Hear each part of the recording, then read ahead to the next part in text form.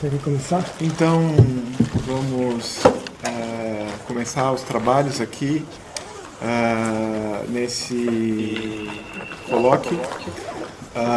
É uma grande alegria para mim a concretização dessa ideia de fazer um evento sobre a teoria da dependência, nesse ano em que completa 200 anos da independência do Brasil. Né?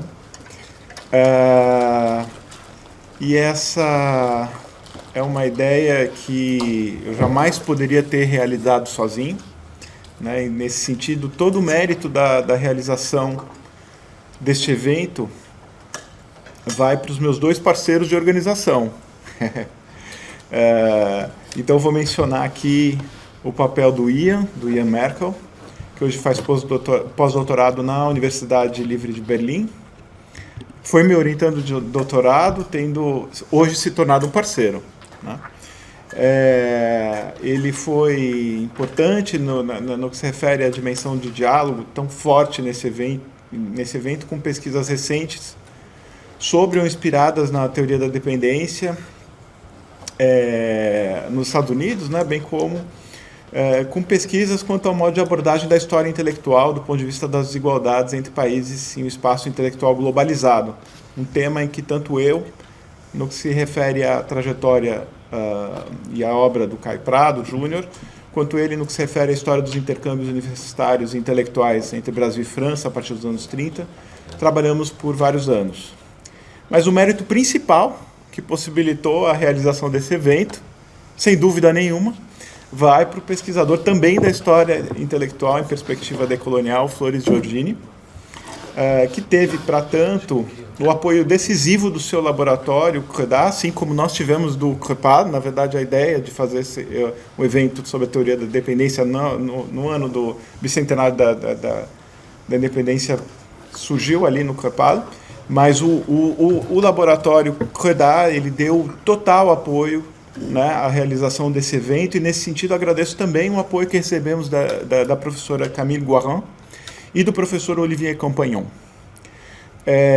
Além do apoio da Maison de la Recherche e da École Doctorale 122.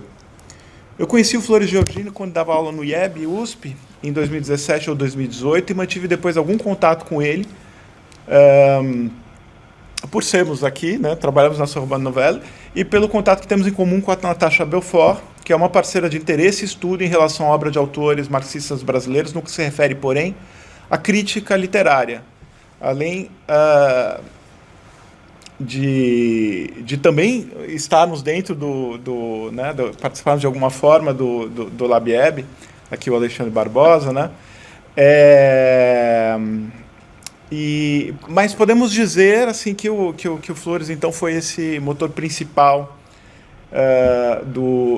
para a realização desse evento, e eu me lembro de conversar com ele e dizer, olha, não tenho condições práticas de realizar essa ideia, e já convidei algumas pessoas, falei sobre isso, mas não tenho nada escrito e não tenho como me dedicar a esse evento.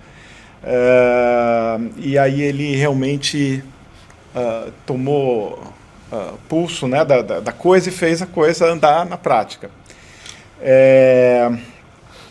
Então, acho que são esses dois parceiros que explicam a realização desse evento. Fico muito feliz.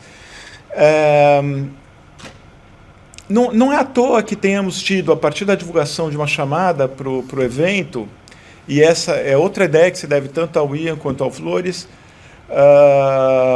que tenham surgido tantos trabalhos, né? O pensamento decolonial, vanguarda crítica do mundo contemporâneo em vários campos do conhecimento, colocou em primeiro plano a questão das desigualdades e hierarquias que estruturaram durante séculos a legitimidade e o prestígio das posições e lugares de enunciação e legitimação, bem como dos lugares de produção do conhecimento, abrindo uma última e necessária fronteira de crítica ao colonialismo, já que, tradicionalmente, mesmo autores de grande projeção do mundo situado na periferia ou na semiperiferia do capitalismo eram ignorados ou, de alguma forma, menosprezados. Além disso, no contexto dos anos Bolsonaro, durante os quais o Brasil se apresentou de forma subalterna jamais vista no contexto global, a ponto de o grupo que tomou o poder em 2019 ter se reivindicado como vanguarda da produção de um revisionismo histórico sistemático que visava destruir o pensamento crítico à colonização e a modalidade de capitalismo predatório que se instalou e de alguma forma perdura na América Latina até os dias de hoje, a própria ideia de repensar a teoria da dependência significava uma rejeição completa desse contexto e uma tentativa de entrar de forma mais direta nesse debate, sem abdicar em nenhum momento do rigor acadêmico e científico.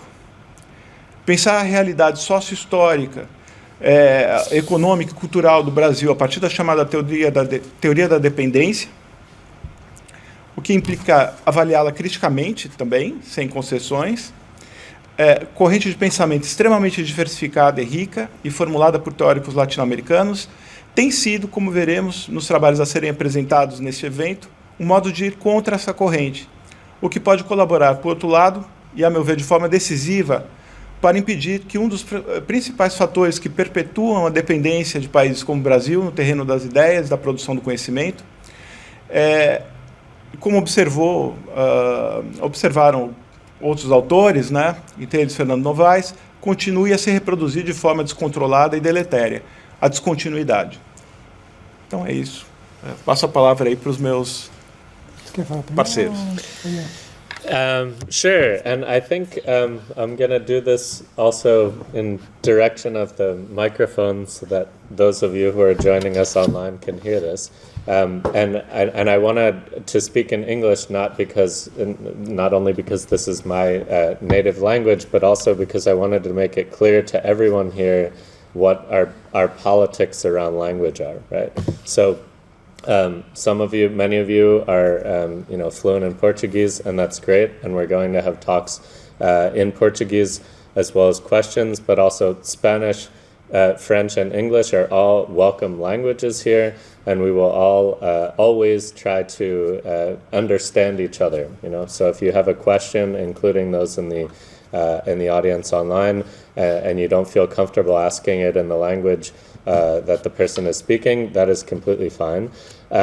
And so our hope in leaving this open, it's not only part of the politics of Flores's institute here at the Institut des Hautes Études de l'Amérique Latine, but also more broadly of making this explicitly multilingual. Also related to this question of centers and peripheries and all of this in terms of the languages that are possible or desirable or that have certain kinds of symbolic capital in this international circulation. So all of that being said, I just want to invite you to speak in the language that you feel comfortable speaking in, and everyone try to be as clear and enunciating when they speak as possible. So, just practical question before we begin. Flores, so we're here today. We are also here in the same place tomorrow. Yes? Okay. So not in the same room. We'll be on the third floor. But anyway, we'll all be here for the next couple of days, and welcome to Aubervilliers. I'm sure we'll also have some chat about what that signifies in this new university space in Paris as well. And now just a few comments about the kind of event and what I see as its potential here. So again, this is very much Paulo and Flores's idea. I joined them for a couple of reasons. One is that there's this tremendous interest among historians right now for dependency theory. And this is interesting even, I'm relatively young, but even to see this trajectory within my own last 15 years or so of, I think in by the 80s and certainly the 90s and 2000s, there was kind of a rejection of dependency theory as having analytic value, even if it had a certain explanatory and analytical force. And so even if we're now in a kind of post-dependency moment in terms of the social sciences, I think that what we actually see is that many of these categories that emerge through dependency are here with us to stay. center and periphery, dependent capital, problems of free trade and development, et cetera, et cetera. And so one of the things that we're going to be doing is historicizing dependency theory, considering the specific context out of which it emerged and also what its potential can be now.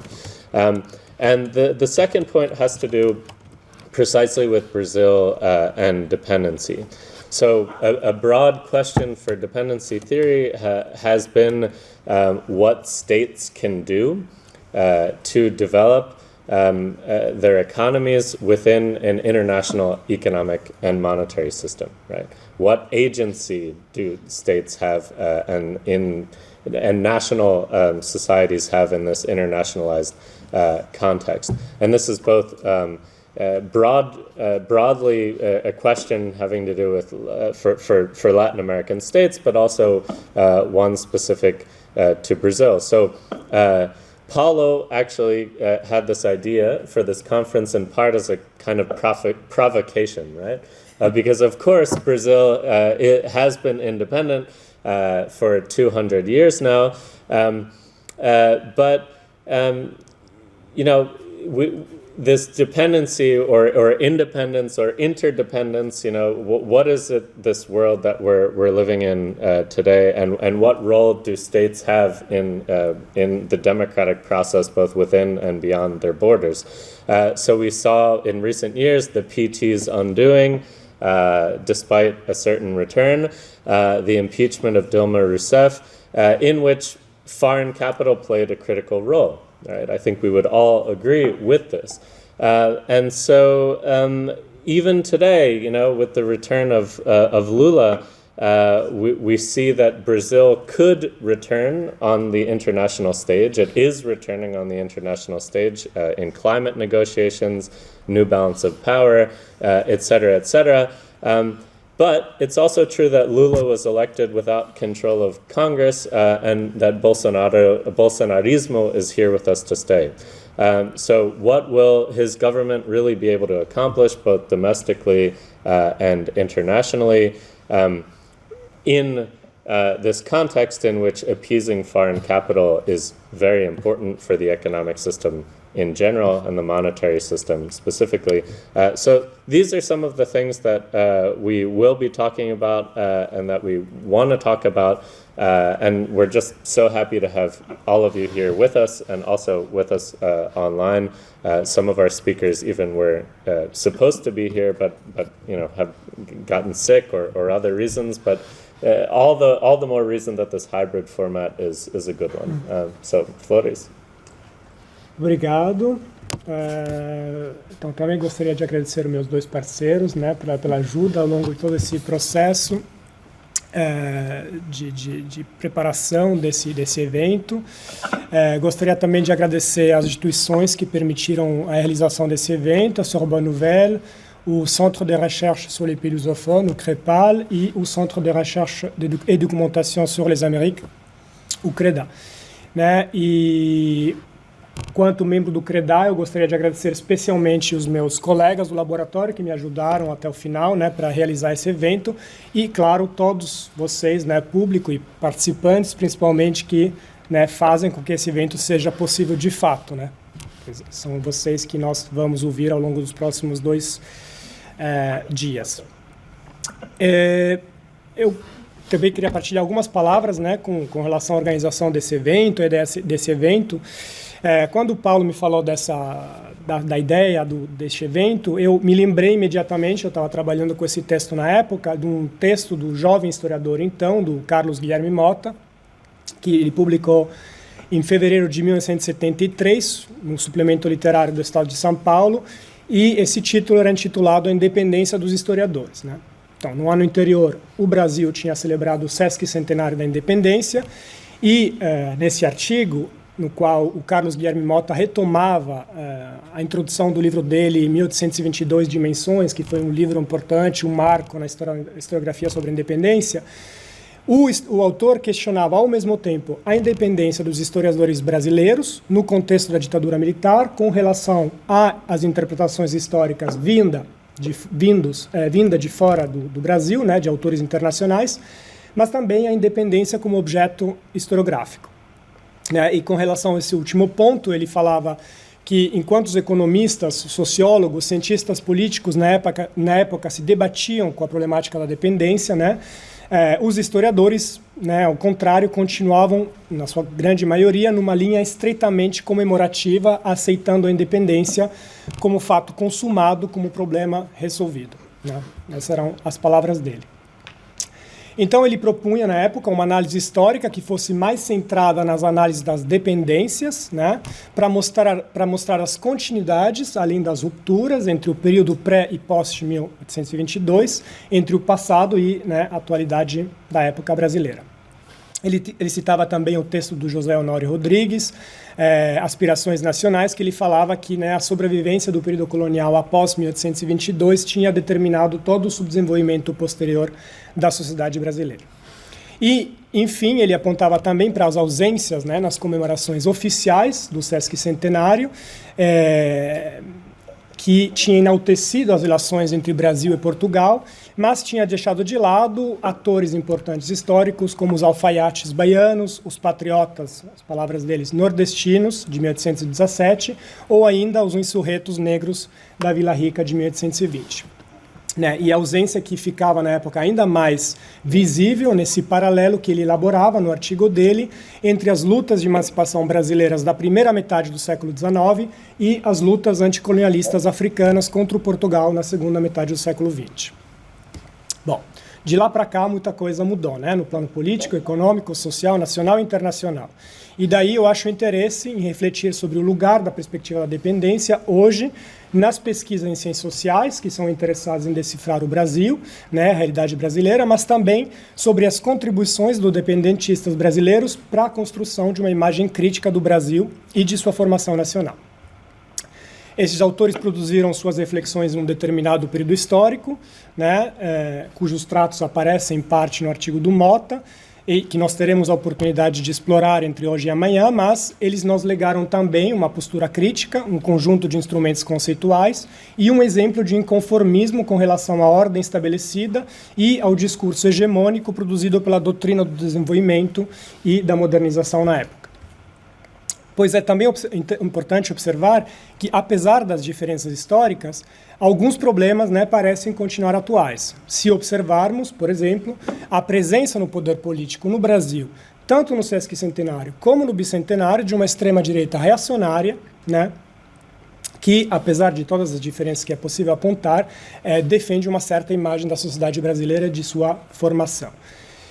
Enfim, rupturas históricas muitas, sem dúvida, mas nossas discussões serão, imagino, provavelmente, a ocasião de refletir sobre as continuidades históricas também. E o momento talvez seja propício para refletir sobre a tradição elaborada pelos dependentistas, se lembrarmos quais foram as dinâmicas históricas e intelectuais que deram vida a este movimento, no momento em que a euforia desenvolvimentista dos anos 50 se esgotava e que vários atores sociais brasileiros tomavam consciência dos limites das políticas para o desenvolvimento e dos supostos avanços econômicos e sociais do período anterior em termos de emancipação econômica, bem-estar e justiça social. Com relação à perspectiva da dependência, observa o economista argentino Cláudio Cazzi, num livro que foi publicado ano passado, sobre os 50 anos da teoria da dependência, ele aponta o fato que essas teorias da dependência conheceram um importante declínio a partir dos anos 80, e ele observa que, apesar de hoje, segundo ele, a América Latina ser mais afetada pela dependência do que há 40 anos, elas exercem uma influência limitada. Observações parecidas foram também feitas pelo politólogo estadunidense Robert Putnam, no livro dele sobre o movimento sobre a teoria da dependência, e ele observa, no caso específico do Brasil, que de forma completamente paradoxal, foi neste país que talvez mais contribuiu para a formulação dessa perspectiva sobre a dependência, que essa também se perdeu mais rapidamente, que o peso dela ficou marginal nas discussões em ciências sociais. Contrariamente ao que aconteceu nos Estados Unidos, onde essa perspectiva continuou depois dos anos 80, inclusive, segundo ele, influenciou a perspectiva geral sobre a América Latina, estudos sobre a América Latina, né? No Brasil, a partir do começo dos anos 80, ela já aparece de forma muito marginal nas discussões políticas e intelectuais, né? E o Katz considera que a única variante do dependentismo que perdurou, né, é o que ele chama de marxista, que são as contribuições do Rui Mauro Marini, o Teotônio dos Santos e a Vânia Bambea. Na verdade, nós sabemos que o conjunto das elaborações se inscreve no marxismo, e é interessante ver que também lá continuam, né, que eram consideradas as mais ortodoxas, continuam vivas hoje, né, no debate dentro dessa linha de pensamento, essa escola de pensamento. E, de alguma forma, as propostas que foram feitas para o nosso evento apontam um pouco nessa direção, no sentido que, né, sem cair na ilusão de pensar que os trabalhos que serão apresentados sejam reflexo do que hoje é feito sobre a teoria da dependência, né, no mundo acadêmico, podemos observar, por exemplo, como o conceito de superexploração por Marini vai ser ao centro de uma das falas, né, de um dos nossos participantes, enquanto que outras propostas conceituais, como Fernando Henrique Cardoso, por exemplo, não parecem ter a mesma atualidade, né? O que não significa que as ideias deles tenham sido deixadas de lado completamente, ou que elas não aparecem em referências para pensar a atualidade brasileira.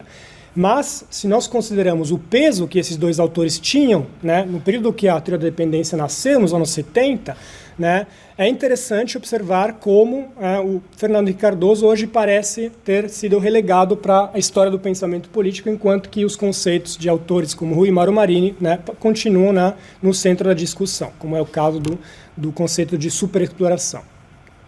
E é interessante também, com relação a esse ponto, que a Nancy Fraser, né, que é uma autora famosa hoje, que escreve sobre capitalismo, o único autor ligado à perspectiva da dependência que ela cita é o próprio Rui Mauro Marini. Então é interessante ver como continua, tem uma constância desse autor, dessa linha de pensamento da teoria da dependência, enquanto que outras que na época, e vou incluir também o André Gunder Frank, que apesar de ser dessa linha, digamos assim, mais ortodoxa, também hoje em dia parece estar meio esquecido, né?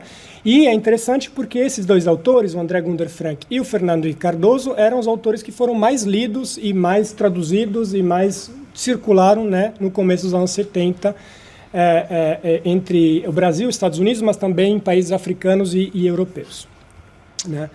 Então, eu acho interessante também, por fim, né, ver como o nosso evento pode estar também um pequeno, né, não digo um panorama, mas uma pequena amostra, né, do que se faz hoje em dia no mundo acadêmico sobre a teoria da dependência, quais são os pontos, as questões que interessam os pesquisadores e também um pouco a circulação internacional, ou seja, as permanências dessa discussão, né, nos países que estão representados pelas instituições, então Europa, Estados Unidos, o Brasil, sem dúvida, mas também temos um pesquisador que nós vamos, né, ter o prazer de escutar também na primeira mesa, que vem da Índia. Então, acho interessante ver essa diferença e essa presença dessa perspectiva em vários lugares do mundo.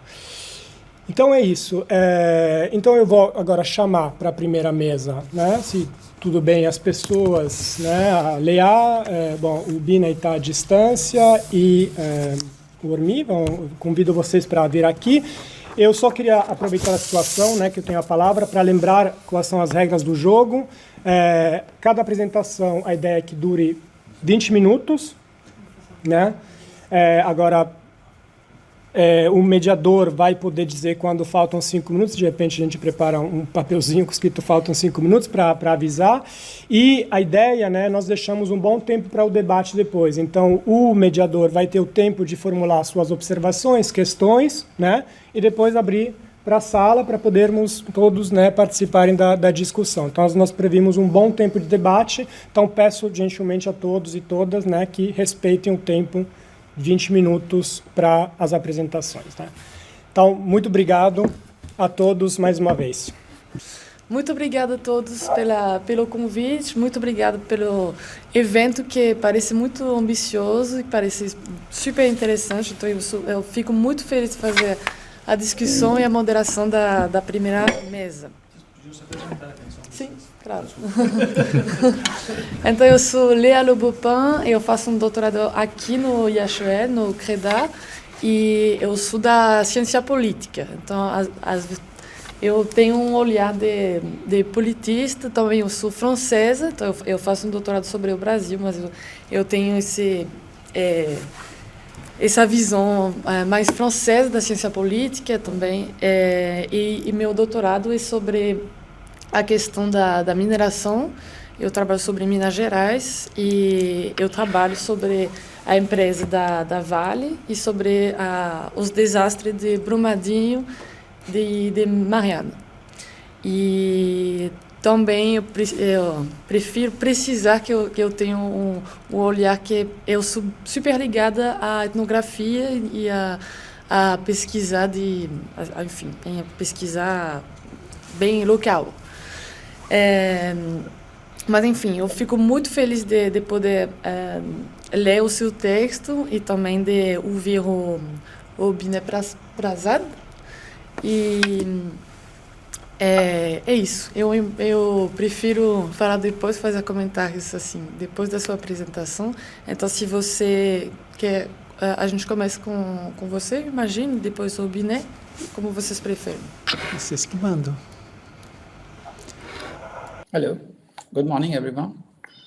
Okay, so my apologies first not for sharing my paper. I did complete my paper, but from even my personal expectation, it was not worth the academic rigor that ideally must be shared with the panelist.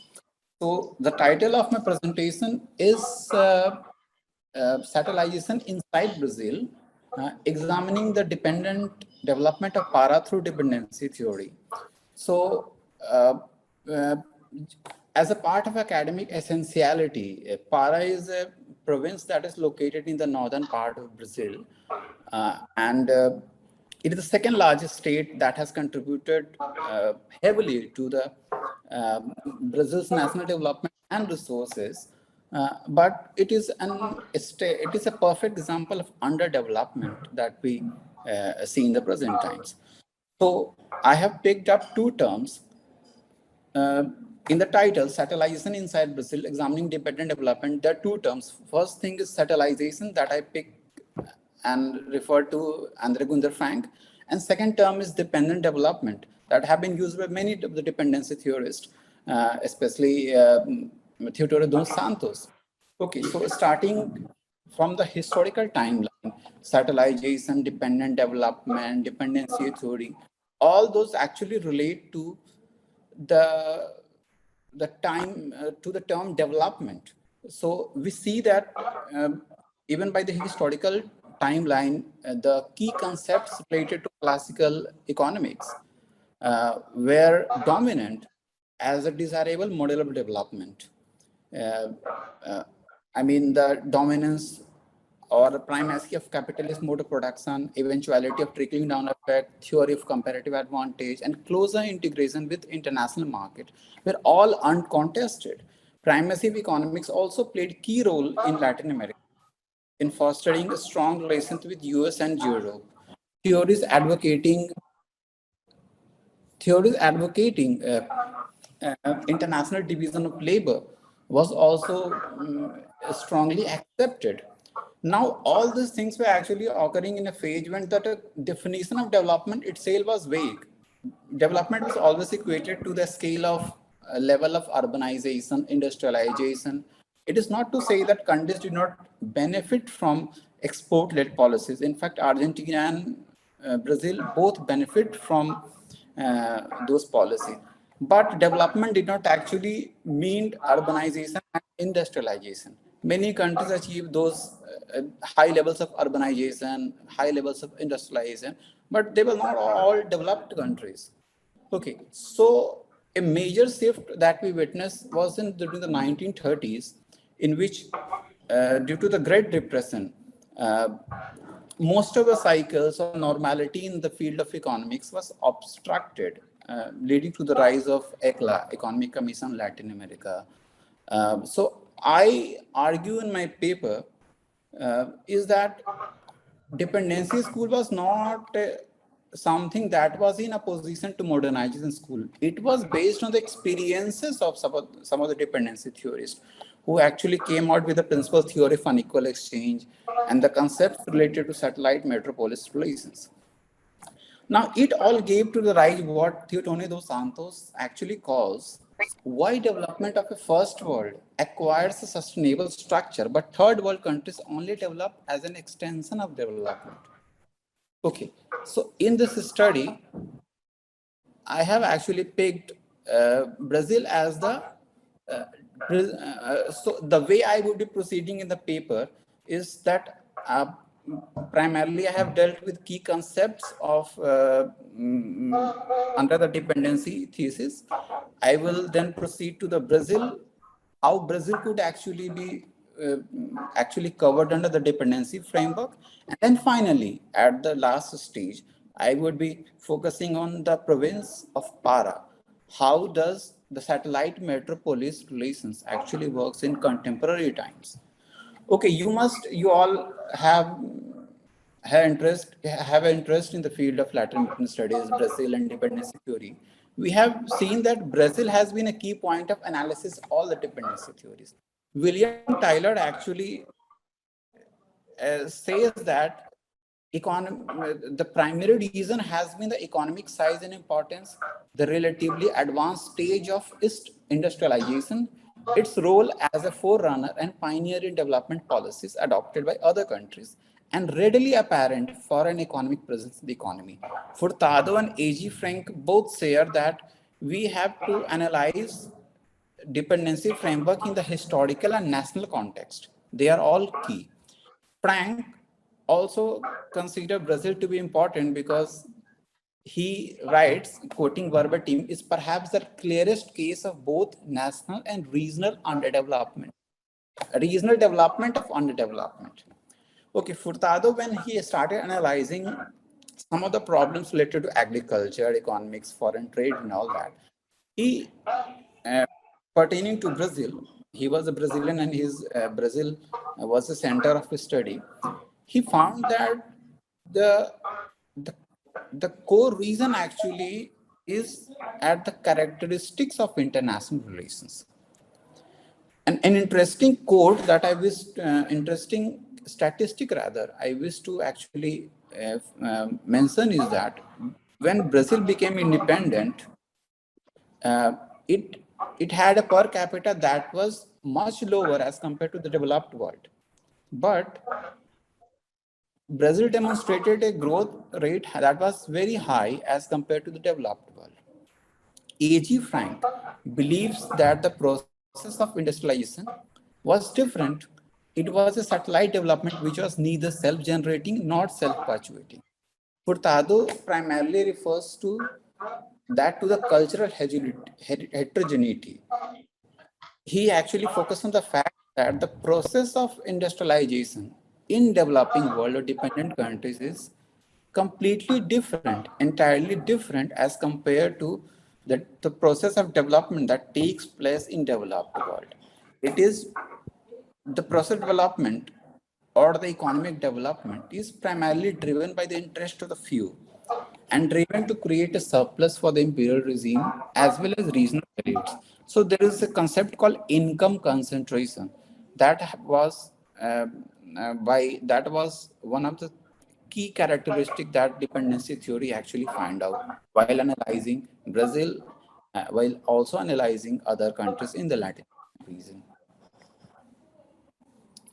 Now, before proceeding to the analysis of Para province, I wish to focus on some of the arguments and postulates placed by some of the dependency theorists. It is believed that the satellite metropolis relations only limits itself to the international arena. And when Brazil became independent, it was a fruitful development for all the regions, and it did not create exploitative relations. It's the myth.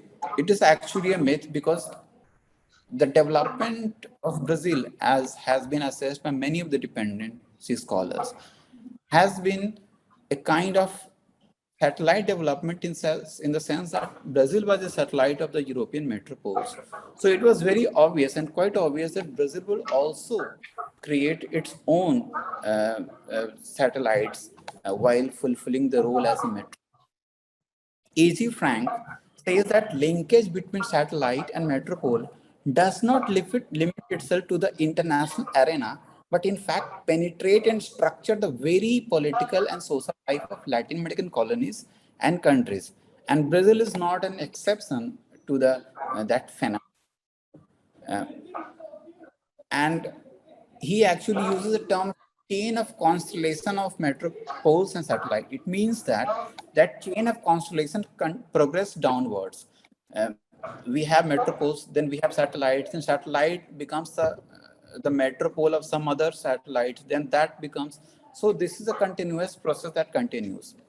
Now, Furtado, Celso Furtado, who was a Brazilian born in India, Brazil's northeast, identifies a key timeline of regional development. He found that integration and creation of national market in the past actually developed according to product cycles. Now the equation has completely changed. It means the dependency thesis has actually changed, actually adopted a new pattern,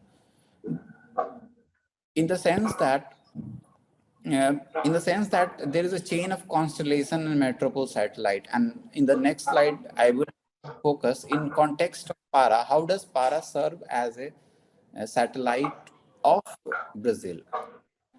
Now, when Brazil was being assessed by the dependency theorist, we view that there are various criteria which actually made Brazil as a perfect case of studying the thesis of underdevelopment. First thing, it was a monocultural economy.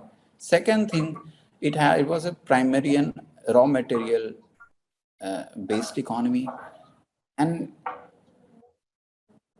whose income was actually dependent on export. And most of this income, since it was based on export, actually led to the destruction of regional market. It means that since all the production that was taking place in the country had to be sold outside, so there was no need for a upgraded and well-developed regional market from the perspective of elites. So over a course of time, the regional market itself was destroyed. Another factor that was viewed by the dependency theory that ideally suits the case of Brazil, the social composition of labor classes. So there was another important element that was viewed by the dependency theories, that the social composition of labor classes. Brazil was chiefly composed of slaves and enslaved indigenous people that enslaved by the European Jesuits. And then there were another, we viewed that there was the issue of technological transfer that we view. The issue of technological transfer in the sense that most of the developed world retained a technological hegemony. They did not transfer that technology to the Brazil. We also view that some of the outdated technologies, like in case of Britain, when they advanced the economy, they actually reduced the role of agriculture. They actually transferred the outdated technology to reap more income that had lost its economic value in the developed world. So these are some of the points that we view that when dependency theorists actually started analyzing Brazil, Brazil actually could fit in many of the postulates that were actually placed by the dependency. In context of dependent development of PARA, we view that going by the postulates of Celso Furtado and A.G. Frank, historical development of country, it's very important to assess.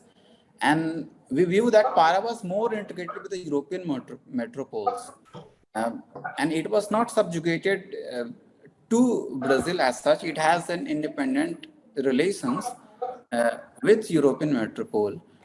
An interesting fact was that when Brazil became independent, PARA did not acquire that independence, and a separate report was actually launched with by the collaboration of many of the downtrodden masses of the PARA province. Now, the interesting part that actually could bring Para into the framework of dependency development is that it has contributed heavily to the metropole while he was colonial period, and currently it also contributes prominently to Brazil's income. It has in the past benefited from the product cycles. Now, the fact is that in the modern times, like modern Brazil is not immune. It also is accused of by the dependency theorists that it created satellite of its own. If you go by the satellization of Para as per the timeline identified by most of the dependency theorists, is middle of 20th century. Celso Furtado and others who actually, like Oliveira and others who actually have studied the case of Brazil, find out that at the second half of the century, especially during the military rule in 1964 to 1985, many of the policies that were meant to integrate northeast and northern part of Brazil with metropolitan areas and big cities actually created a structure that was similar to satellite metropole relation at the international arena and all. Creation of development poles and development axis, of which Para was also beneficiary, but it in the eventuality dismantles the regional economy, encouraged migration of the privileged people who actually reap the benefits, and it downgraded the status living standard of native residents who actually could get the benefits out of the fruit of development.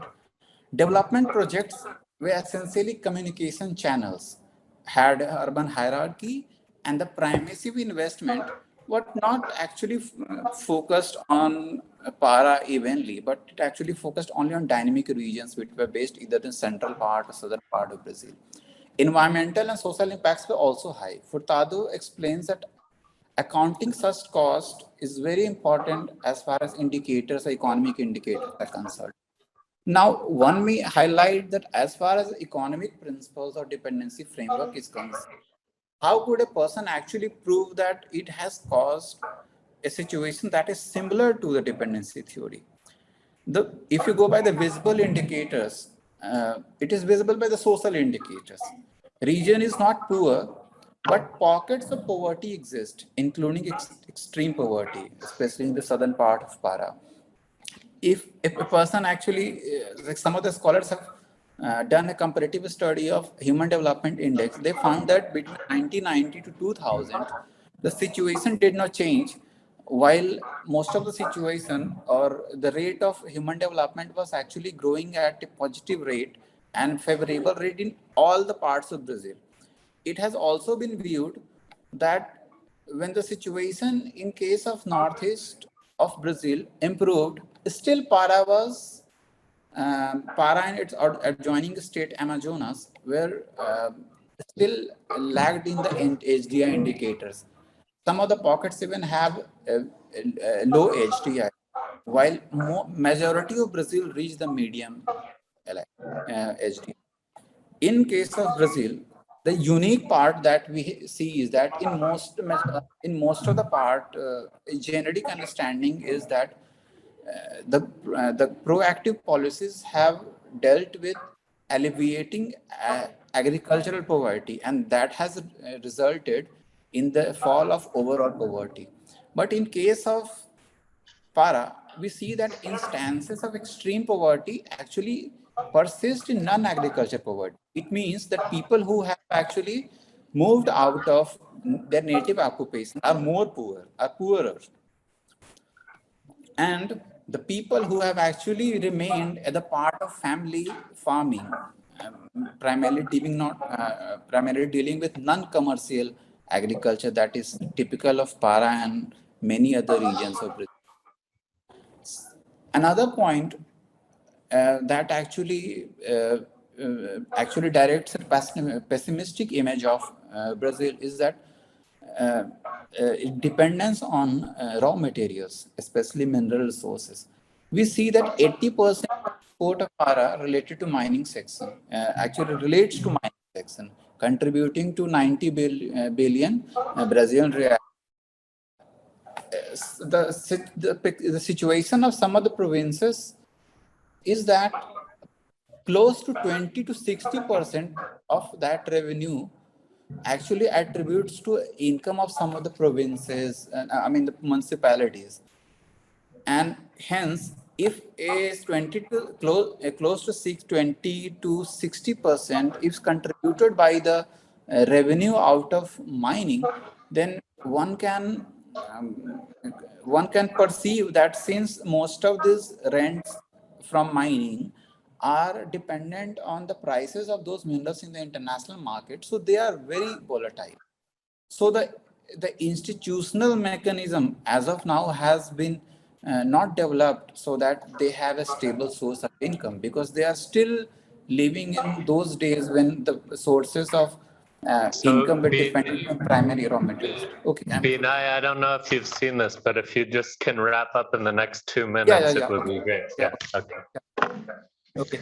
So even in the spending pattern of Brazil, we find that it has been highly elitist, that most of the revenue earned out of mining have been actually spent on wages, pensions, and all that. And they have not been spent on the things which might lead to structural changes. So that is overall reality that has actually deprived Brazil. That money has been spent, it has only benefited a very elitist section of Para. It has not been spent on the things that can induct a structural change to benefit a majority of the market. Thanks a lot. Thank you very much, Binay, for joining us from New Delhi. I think it's the only advantages of the COVID crisis, maybe, and the online events. I must admit it was a bit difficult for us to... Is this for you, no? Yeah. Okay. It was a bit difficult to follow because we didn't have any paper or slides, and it was online. But thank you very much. It was very interesting. And I guess I will have more questions than comments. But first, we will listen to Ormi Unter Jr. Oui. Desculpa se eu faço errado com o seu nome. Então, seu nome é Utna. Sim. E você é arquiteto e urbanista, está fazendo um doutorado no programa de pós-graduação em Meio Ambiente e Desenvolvimento da Universidade Federal do Paraná, e está fazendo um estágio no Laboratoire de Recherche PAV, que é Profession, Architecture, Ville, Environnement, em Bordeaux. Então, muito obrigada, e a gente escuta a sua apresentação.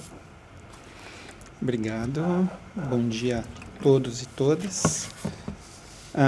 Então, eu venho apresentar mostrando o computador aqui, um trabalho que, dentro de uma perspectiva da arquitetura... Não, imagina. Obrigado. Dentro de uma perspectiva da sociologia urbana, né, e da economia ecológica, que dentro do meu programa de doutorado, a gente tem essa formação interdisciplinar, né, entre várias linhas do conhecimento, várias áreas de formação, junto, né, alguns arquitetos, urbanistas, mas também sociólogos, economistas, biólogos, advogados, e a gente trabalha muito com essa questão do desenvolvimento, né, e muito essa proposta, essa linha, né, da racionalidade econômica, né, e da simetria do poder hegemônico, né, nas esferas de poder, nas decisões públicas, nas médias, né, em todas as cidades brasileiras. A gente pode fazer uma analogia com os países latino-americanos. Então, basicamente, fazer uma rápida introdução, né, porque eu acho que isso aqui é de conhecimento de toda essa relação de dominação produtiva e cognitiva eurologocêntrica, né, que foi imposta aos países periféricos, né, como uma forma de manter essa subserviência mesmo no período pós-colonial. E aí a gente observa a conivência do Estado, né, e de uma elite econômica que se apropriaram dos instrumentos ainda do período colonial, né? Então, a gente tem a perpetuação dessa forma de dominação, né, do ponto de vista não só do sistema de produção, bens e serviços, mas também da questão cultural, ética e étnica também. E aí um dos instrumentos que a gente trabalha muito na sociologia urbana é a acumulação por espoliação, né, onde essa pequena elite se apropriou, né, se apropria até hoje de recursos do Estado, né, por meio de ações, em muitos casos violentas, né, contra povos e comunidades tradicionais. E dentro dessa lógica, né, da dependência pós-colonial, a gente consegue observar como isso se instrumentalizou dentro de uma lógica territorial, onde as assimetrias de poder podem ser facilmente observadas, né, e dentro dessa visão capitalista, a gente consegue observar a criação e o fomento das desigualdades socioambientais em países como o Brasil. E aí a gente já traz essa relação de dependência e pobreza, onde todo esse modelo econômico tem gerado, né, fomentado a exploração de recursos naturais, né, impondo novas estruturas sociais e éticas. E aí a gente, né, pode observar dentro do laboratório, né, e do programa de pós-graduação toda essa relação de imposição de uma posição de uma cosmovisão de mundo eurocêntrica sobre os povos, né, originários da América do Sul, da América Central, de uma forma com que toda essa relação do planejamento de ordem capitalista, ela iniciada, né, como Milton Santos traz em suas fases, na sua publicação a Economia Espacial, primeiramente a força, e agora dentro do conceito de uma pobreza planejada, onde mantém-se a necessidade de acumulação de recursos, mas também a perpetuação da desigualdade, né, criando a ilusão, né, que a pobreza, que é um fenômeno qualitativo, é transformado num problema quantitativo e reduzido a dados numéricos, né? Com essa perspectiva de crescimento econômico ilimitado, cria-se a ilusão que com esse crescimento chegaremos ao fim, né, da pobreza, das desigualdades socioambientais. E aí a crise urbana, na qual é uma das minhas áreas de estudo, né? A partir do momento que a gente tem, no século XX, uma industrialização e a Revolução Verde que permitiu o êxodo rural para as médias e grandes cidades, criando, né, uma proliferação de aglomerações subnormais, né, ou a favelização dos centros urbanos, onde ficou muito notório a questão das desigualdades socioambientais. E aí a gente faz um reflexo, né, da crise urbana como próprio reflexo da imposição da colonialidade, porque mantém a premissa de uma exploração da natureza, mas também do trabalhador, porque mantém a sua lógica de concentração de poder, segregando a sociedade, né, segregando a sociedade no próprio território, e aí entra também o Milton Santos, quando ele fala da urbanização corporativa, onde a elite se apropria do poder do Estado, né, e realmente articula todas as políticas públicas urbanas em prol da manutenção de alguns privilégios. Traz também o conceito de alienar o indivíduo e subordinar os valores humanos, a um interesse econômico e instrumental.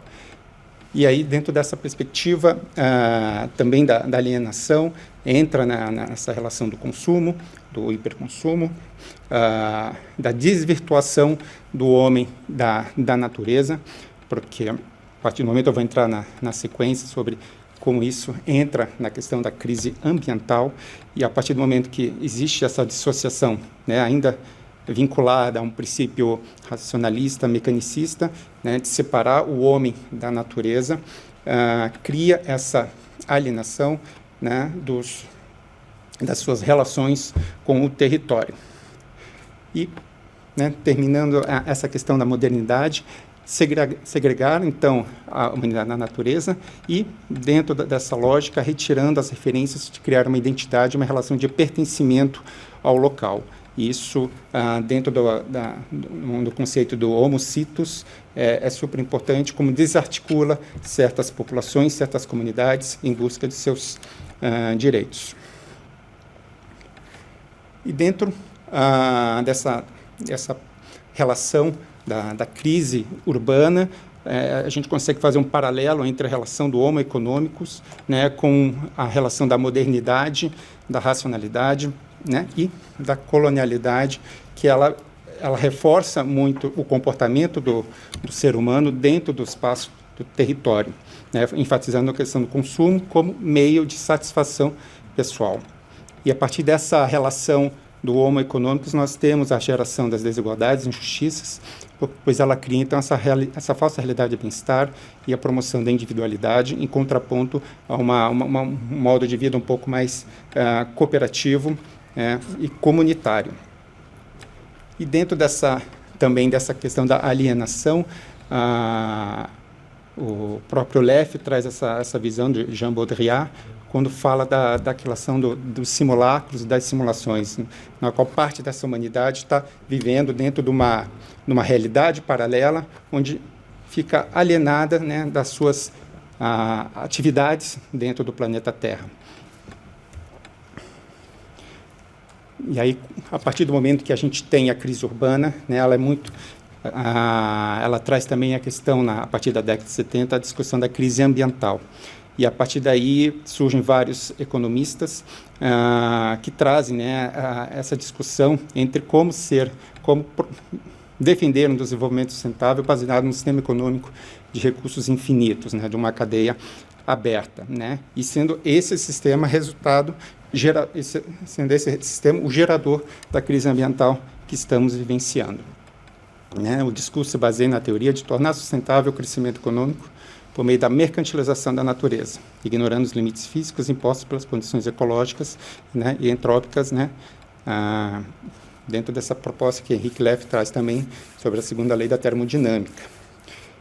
E esse paradigma da sustentabilidade defende justamente a ruptura desse paradigma civilizatório, muito vinculado a essa racionalidade econômica, né, que perpetua desde o período colonial, que reforça essas atitudes de comportamento de poder, essas assimetrias e a dominância desse discurso pseudo-ambientalista. E aí né, e como uma forma de trabalhar com essa discussão, nasce, né, essa necessidade de uma concepção de uma nova racionalidade, e aí a ecologização da economia acaba se tornando um desses pilares para essa mudança de paradigma. Né, ela propõe ser uma alternativa ao modelo econômico por meio de visão de novos pluralismos, né, concebidos em várias dimensões, ético-políticas, ecológicas, de forma a salvaguardar o patrimônio material, né, principalmente os recursos naturais, mas também o patrimônio material da sociedade, sejam eles a sua cultura, as suas tradições, as suas manifestações populares, né, que, de alguma forma, a lógica eurocêntrica tratou como uma cultura subvalorizada, né, a ser substituída pela cultura hegemônica. Então, a economia ecológica cumpriria esse papel pedagógico, trazer essa visibilidade da entropia gerada no planeta em razão do modelo econômico vigente, permitindo, assim, a simultaneidade de outras racionalidades. Então, todo o discurso da economia ecológica, ela parte de um princípio de coexistência de novas racionalidades, né? Não propõe ser, a primeiro momento, uma substituição, mesmo porque é um processo seria um processo quase que utópico nos dias de hoje, mas ela propõe basicamente que sejam respeitados outros direitos, outros modelos econômicos. Então, começam a surgir alguns modelos de transição que procuram fugir desse autoritarismo produtivista, né, do modelo neoliberal, e contrapor esse homem unidimensional, uma identidade baseada em diversidades de raízes e tradições. Nova oportunidade de transformação ou transição para uma realidade emancipadora, na qual a gente elimina tenta fugir desses simulacros, né, que fazem com que a parte da população vivem numa realidade paralela, levando em conta a ruptura das atuais dimensões epistemológicas, ontológicas, ético-políticas, dentro de uma nova racionalidade mais biocêntrica, ou, como alguns autores colocam, ecocêntrica, né, onde existe alguns princípios éticos de, primeiro, entender, como se fosse um trabalho de autoconhecimento, você se entender, ver como você atua, seu papel, sua pegada ecológica no mundo, mas também a sua relação com a sociedade, e, por último, a sua relação com o meio ambiente, com a natureza e com outras formas de vida, né? Então, o modelo biocêntrico propõe o respeito aos demais seres vivos, que eles possam se desenvolver e ter sua vida também com certa liberdade, sem a exploração do ser humano sobre a natureza enquanto mercadoria. E aí delineiam-se modelos econômicos alternativos, atrelados a indicadores transdimensionais que empoderem o progresso socioambiental de populações em situação de vulnerabilidade socioambiental, né? Então, passam a ser incorporados outros indicadores, não só os indicadores econômicos, de ordem econômica, mas também os indicadores que vinculam a questão cultural, questão inclusive de índices de felicidade e outros indicadores que não permitam um progresso socioambiental desvinculado simplesmente da ótica econômica neoliberal. E aí o tema do meu trabalho, né, reexistências, traz um pouco essa questão de não ser uma resistência, mas sim reexistência, porque a partir do momento que tem o objetivo de tornar visíveis e atuantes politicamente uma população que até então é marginalizada e algumas vezes perseguida de forma violenta, e assim construídas em mudança de prol da redução da injustiça socioambiental. Então, os movimentos de reexistências reivindicam a existência de uma diversidade epistemológica, diferente desse modelo hegemônico dos países centrais. Reconhece a existência de uma racionalidade, de uma pluralidade de formas de conhecimento que vai além desse conhecimento científico cartesiano, mecanicista. Então, as resistências procuram conhecer como funciona o modus operandi, né, os instrumentos da modernidade ou da colonialidade, propondo desarticular esses mecanismos de dominação e fomentando relações menos assimétricas e mais democráticas de poder, substituindo a universalidade pela pluralidade do pensamento decolonial. E aí eu entro nos dois últimos slides, onde são movimentos de transição que nós temos hoje, que a gente trabalha muito no nosso programa de pós-graduação, a questão das ecossocioeconomias, né, que elas trazem como princípios a governança descentralizada, a economia de proximidade, redução de consumo, produção agrícola com base em manejo ecológico da terra e de austeridade voluntária. E aqui entram outros conceitos, como economia circular, economia verde, né, dentro a permacultura, a agrofloresta, a agroecologia, todos os princípios que emergem, né, de uma organização de base destacada da ação do Estado como uma forma de se contrapor a essa racionalidade econômica produtivista. Então, são soluções alternativas para contrapor os ideais hegemônicos do capitalismo neoliberal, propondo-se um movimento de transição para uma nova racionalidade, permitindo a convivência de múltiplas dinâmicas socioeconômicas por meio de uma atuação do protagonismo da sociedade em busca do conceito do bem viver para todos, né?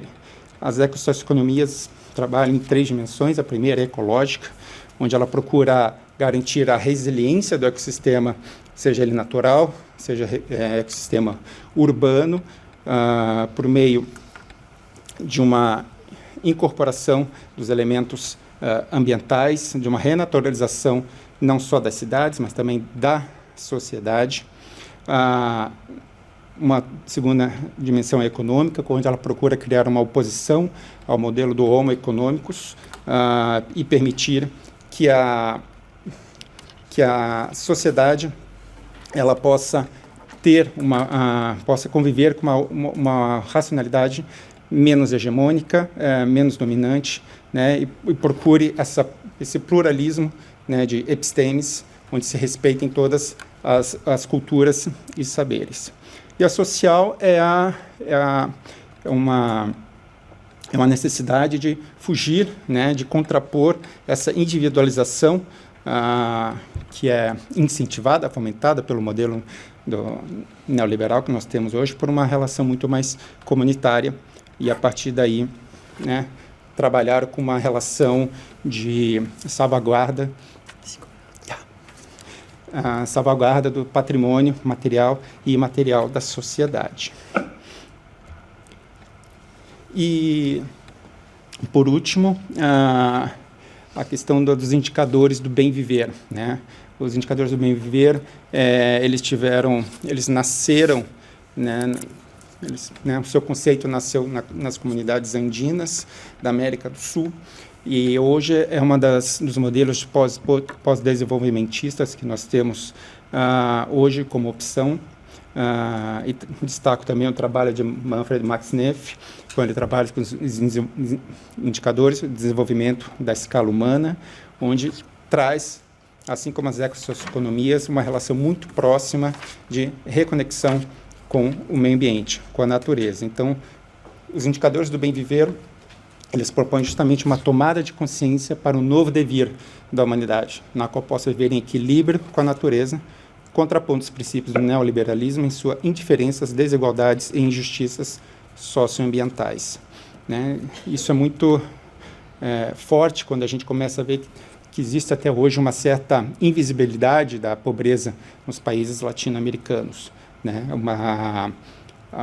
Como Milton Santos trouxe também no século passado, essa ilusão de que a pobreza vai terminar a partir do momento que o crescimento econômico seja favorecido, né, mas que, na verdade, isso vai estar fomentando o acúmulo de riqueza por parte de um pequeno grupo. Então, a partir do momento que a gente tem essa tomada de consciência, a gente se emancipa dessa lógica da racionalidade e começa a entender todas as consequências desse modelo hegemônico que nós temos hoje para o planeta. Então, propõe também ser um novo ordenamento social fundamentado na vigência dos direitos humanos e dos direitos da natureza, fomentando a diversidade de epistemes e uma revisão de questões éticas da emancipação humana, da vivência estreita do homem e natureza, desenvolvendo estratégias inclusivas, sustentáveis, democráticas e econômicas. Então, são indicadores pautados pela garantia da qualidade de vida da população e que sejam construídos de forma participativa, correlacionando as interdependências entre sociedade, natureza e ciência e a formação do Homo Situs.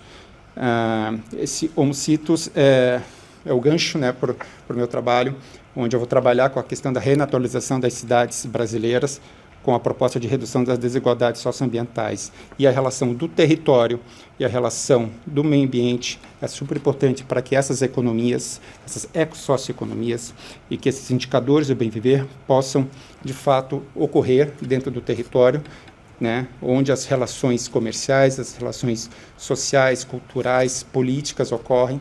Então, a importância do território como uma proposta de ruptura a esse paradigma colonial, é super importante que ele seja colocado também em evidência dentro dessa discussão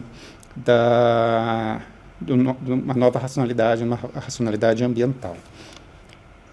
E é isso. Obrigado. Muito obrigada. Muito obrigada, Omi. Muito obrigada a Binei. Thank you. Que evento incrível para pensar sobre o pensamento decolonial e o conceito também da teoria da dependência. São conceitos que eu não conheço muito bem, então muito obrigada pelos textos de vocês e para trazer esses pensamentos aqui hoje. Eu acho que talvez eu vou começar a fazer algumas perguntas para Binei. No. Maybe it's better if I do the question in English for you. I don't know.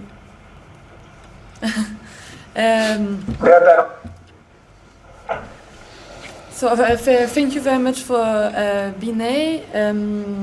I must admit it was a bit difficult to understand because we didn't have any paper or slides.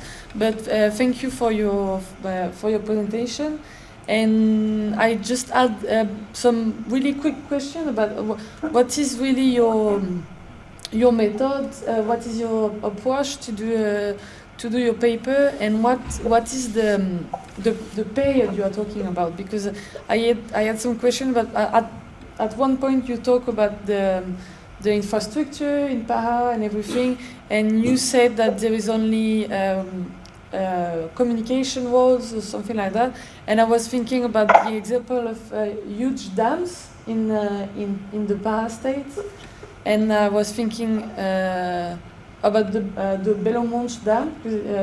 It's a dam that I know, and what do you think about that the theory of the dependency and the huge dams and the huge infrastructure to do energy in Para state, because there's a lot of dams and things like that.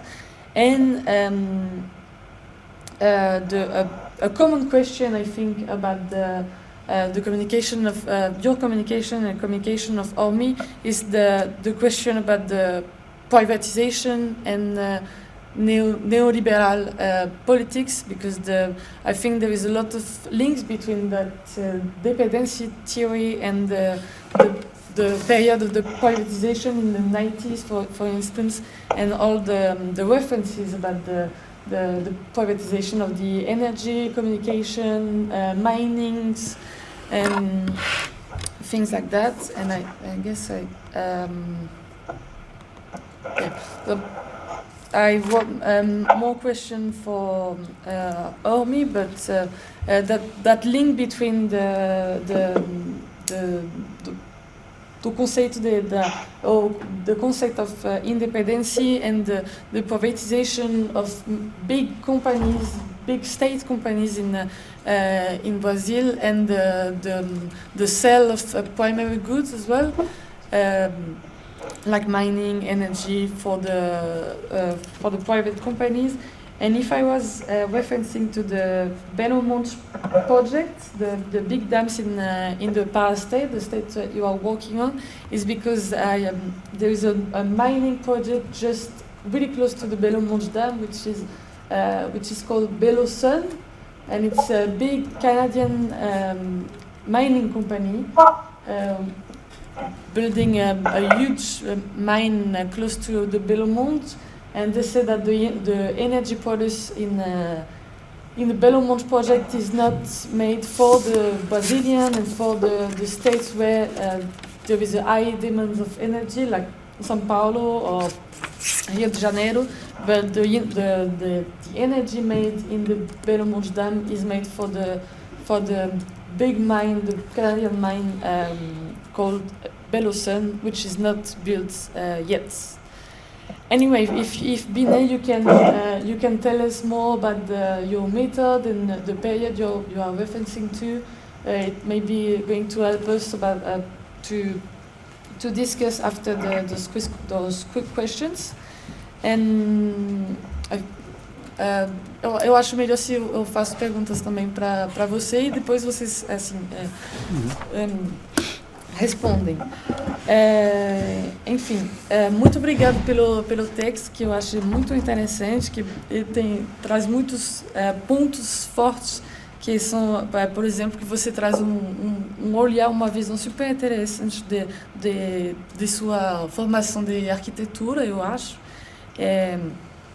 Eu concordo muito com você quando você fala sobre essa visão ecocêntrica e ao contrário da natureza, e eu queria perguntar se você já pensou em acrescentar as suas pesquisas com o conceito de biopolítica do Michel Foucault, que eu acho que tem também muitas coisas parecidas com o que você traz no seu texto. Eu vou trazer outras referências, mais da ciência política, talvez seria mais longe da sua pesquisa, mas são as coisas que talvez pode ajudar vocês a a pensar assim uma visão mais interdisciplinar. Eu acho que seu texto é um super, como a gente fala aqui, um état de l'art, que eu não sei como os brasileiros falam, estado de literatura, não sei. Sobre Estado da arte. Sobre essa questão da crise urbana e tal. Mas o que eu gostaria até mais exemplos são exemplos mesmo de onde são essas crises urbanas e como elas se manifestam, como são. Você fala muito das aglomerações, da crise urbana, mas quais são os signos dessas crises urbanas e quais são as consequências sobre a população brasileira? Na minha opinião também, na minha perspectiva também, o que falta são materiais próprios, assim, pesquisas de onde são essas crises e de como você pode ver a dependência do Brasil, a dependência das cidades brasileiras, assim, hoje, e de onde você faz as suas pesquisas. Também eu acho que, na minha opinião, tem muitos textos que são assim um pouco mais velhos e que às vezes seria bom também acrescentar com referências mais modernas, apesar de claro que os autores do conceito da teoria da dependência são mais antigos, mas que seria bom também adicionar textos atualizados sobre essas questões. Assim, eu vou trazer coisas que eu acho legal da ciência política, mas enfim. Eu acho super interessante quando você fala que não foi o resultado da urbanização orgânica sem a tutela do Estado, mas sim decorrência de uma urbanização conduzida por interesses do setor econômico, que procura privilegiar investimentos de infraestrutura para atender demandas do mercado. Eu acho essa teoria super legal. E eu queria trazer que sobre essa conivência do Estado e da elite, tem uma autora que eu acho super interessante, que eu acho que ela é da Argentina, que se chama Agustina Giroldi. Agustina Giroldi, que ela fez um texto, ela fez um livro e também um artigo, que eu acho que é 2012, traz essas questões sobre a Argentina. E ela fez esse artigo em inglês que se chama Conceptualizing State Strengths, Moving Beyond Strong and Weak States.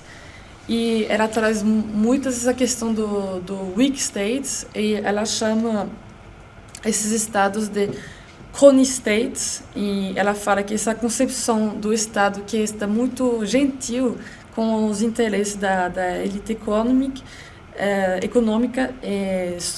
vem além do bem-estar da população também desses estados, mas que vai muito ajudar as elites políticas, administrativas e do mercado.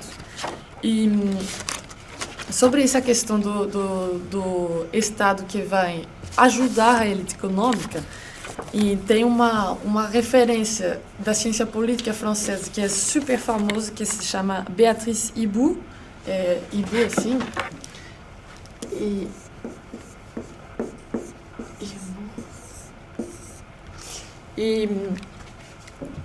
ela fala da décharge de l'État, que essas transformações do Estado, que seja na França, na África ou no Brasil também, são assim, não são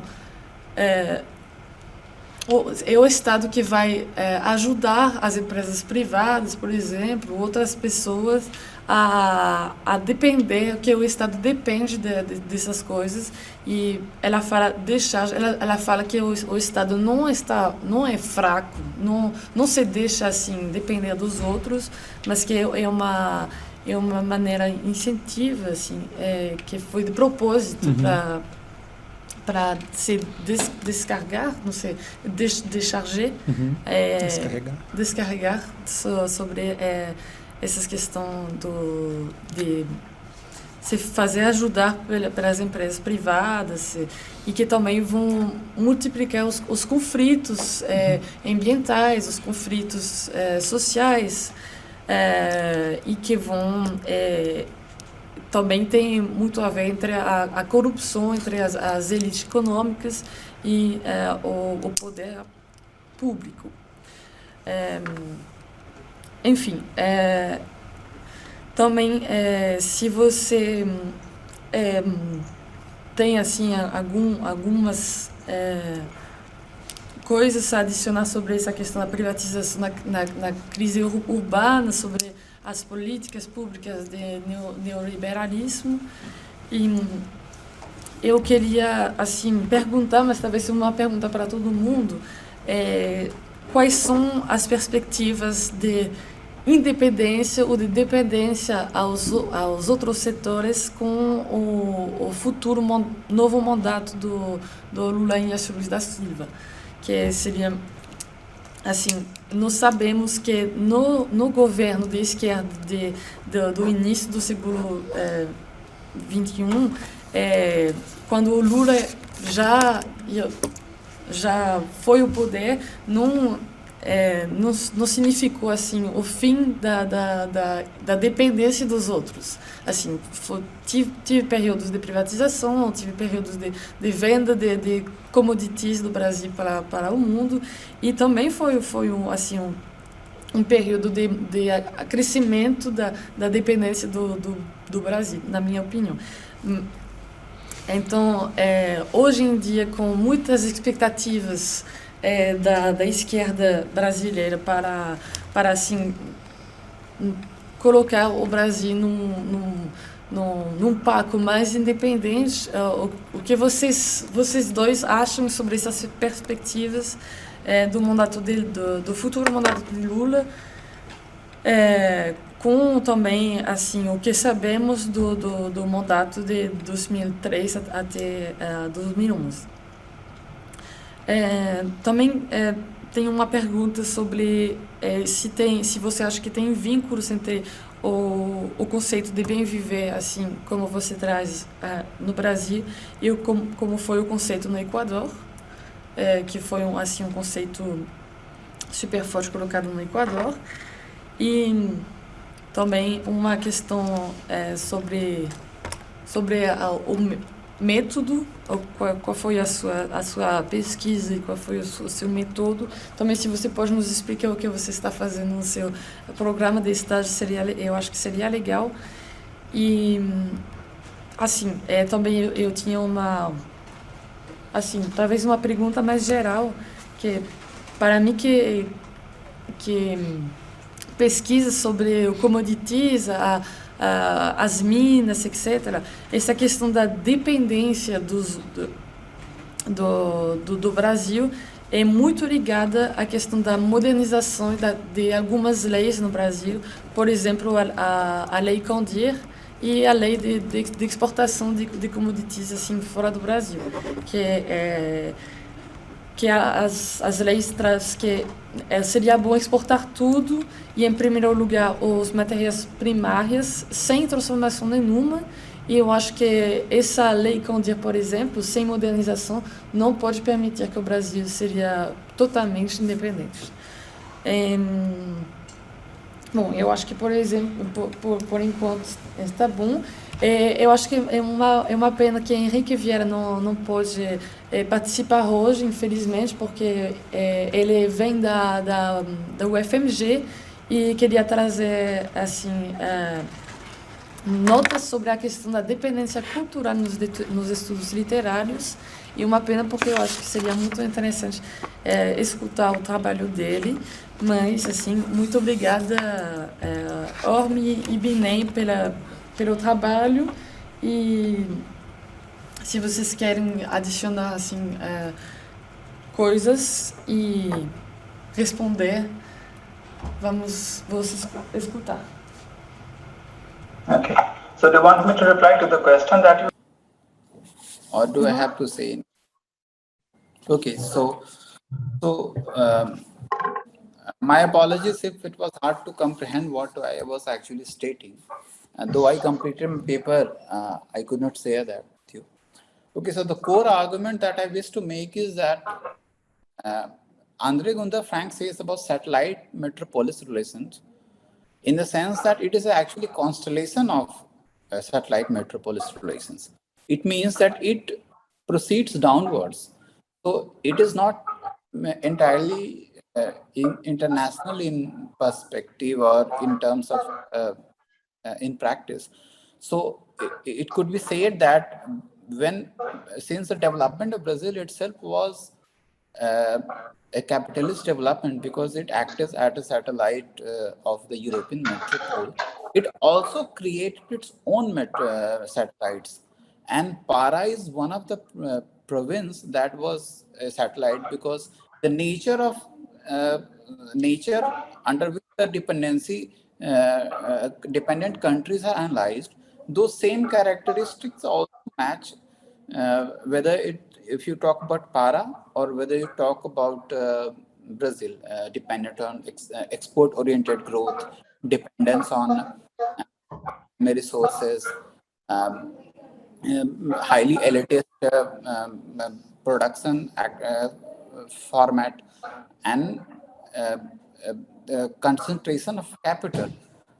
Even in the contemporary times, we could see that Para contributes close to a more than 2% of GDP of Brazil, and it earns heavily from the mining sector and all that. And however, it is one of the most underdeveloped region. In some of the indicators, it even fares badly as compared to Brazil's northeast.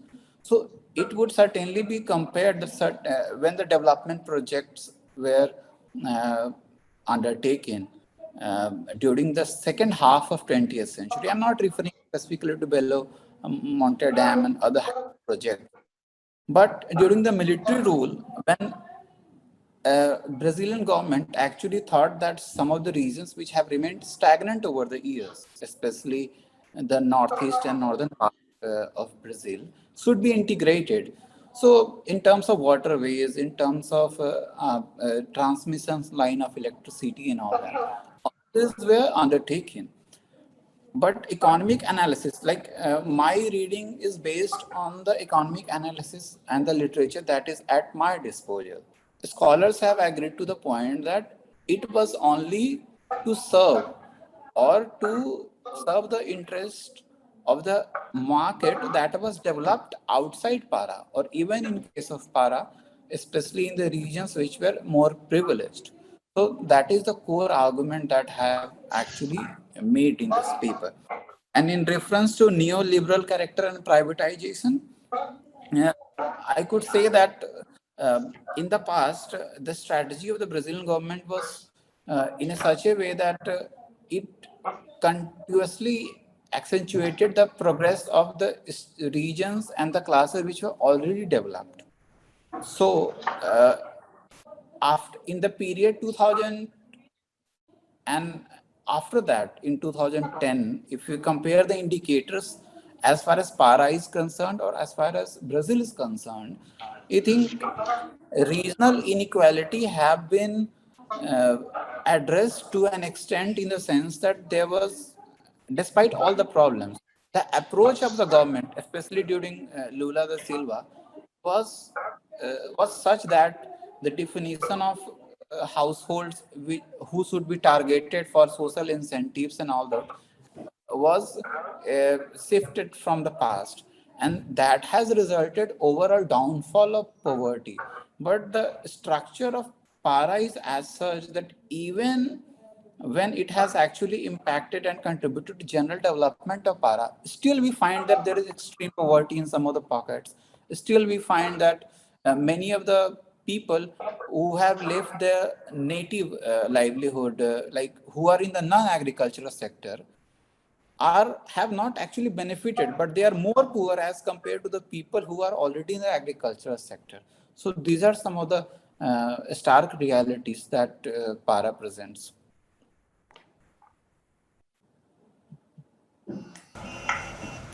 Thank you, Binet. Ormi, if you want to Yeah. reply. Bom, foram algumas questões que você trouxe, Léa. Foi anotando aqui, então, em relação a morfologia, como as cidades foram construídas, né, como ela é um reflexo dessa dependência, dessa racionalidade. Né? O professor Jefferson Tavares, da USP de São Carlos, ele traz muito um trabalho muito bacana, que ele faz essa leitura do que o governo brasileiro no século XX investiu em infraestrutura econômica, saber meios de transporte, energia, né, barragens e telecomunicações. E muito pouco na infraestrutura social, onde a gente tem a questão da habitação, da saúde e da educação. Só a partir do final do século XX, ainda no regime militar, que o governo percebeu a importância de equilibrar um pouco mais a infraestrutura social para que a infraestrutura econômica pudesse continuar forte. Então, onde nasceram os programas de habitação, para que, né, de alguma forma, diminuir um pouco a questão da favelização, né, das habitações precárias nas médias e grandes cidades brasileiras.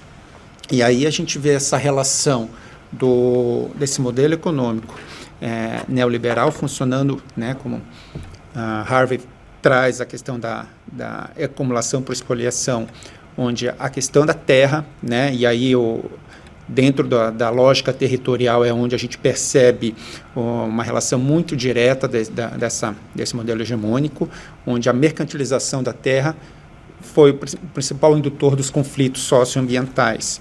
E aí a gente tem mecanismos da própria grilagem ou da própria ocupação de terras de comunidades tradicionais, quando a gente está falando do ambiente natural, mas a gente pode trazer isso para a ótica urbana, quando nós temos as periferias das comunidades, né? Um cenário muito fácil de observar são as favelas do Rio de Janeiro, por exemplo, né? Onde cria-se um espírito ali de comunidade, quando o Estado procura reapropriar desses territórios por interesses econômicos, né? E a gente tem uma série de conflitos, inclusive de violência, né, por conta de remoções forçadas.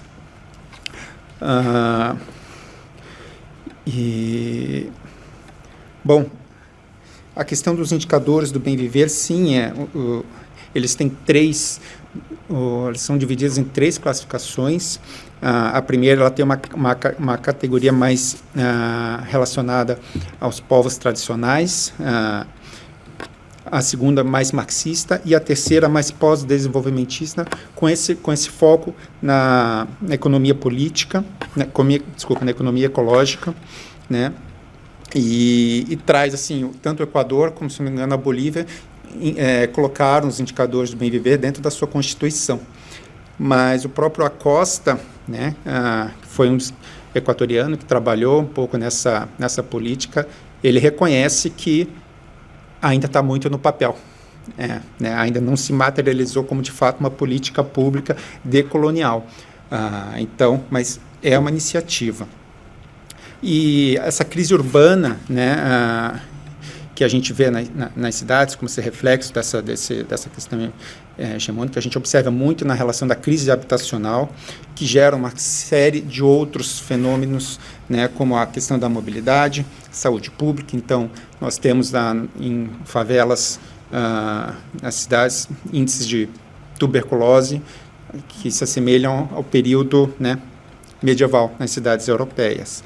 E um pouco que eu gostaria de trabalhar dentro dessa metodologia, dentro do programa de doutorado, essa proposta de renaturalização das cidades dentro do viés ecocêntrico ou biocêntrico, né? Aí tem um filósofo norueguês, né, Arne Næss, que traz muito essa questão da ecologia profunda, onde cria-se alternativas territoriais, mas também políticas de emancipação dessas comunidades, políticas para que elas possam criar um movimento de resistência dentro do território urbano, mas dentro da ótica da ecologização das cidades, né? Porque todos os indicadores do bem viver, das ecossocioeconomias, do desenvolvimento à escala humana, se propõem a reincorporar a natureza no território urbano. Então, um dos movimentos muito fortes que nós temos, inclusive de origem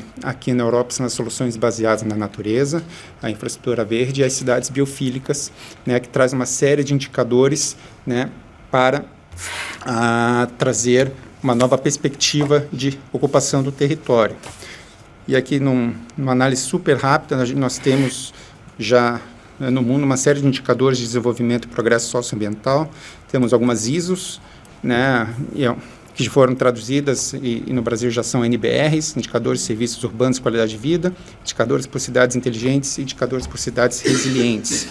E temos outros aí, o Bonheur National Brut, Indicateur de Santé Sociale, tem o desenvolvimento à escala humana, tem até os indicadores trabalhados por Stiglitz, Zen e Fitoussi, né, aqui na França, pedido do governo francês, Índice de Richesse Inclusive, Indice de Progrès Social, Indice de Bien-être des Communautés. Então, indicadores já existem aos montes, né? E a partir disso, a ideia do meu programa de doutorado é sistematizar e ver até que ponto, de fato, eles propõem-se essa ruptura hegemônica desse modelo neoliberal.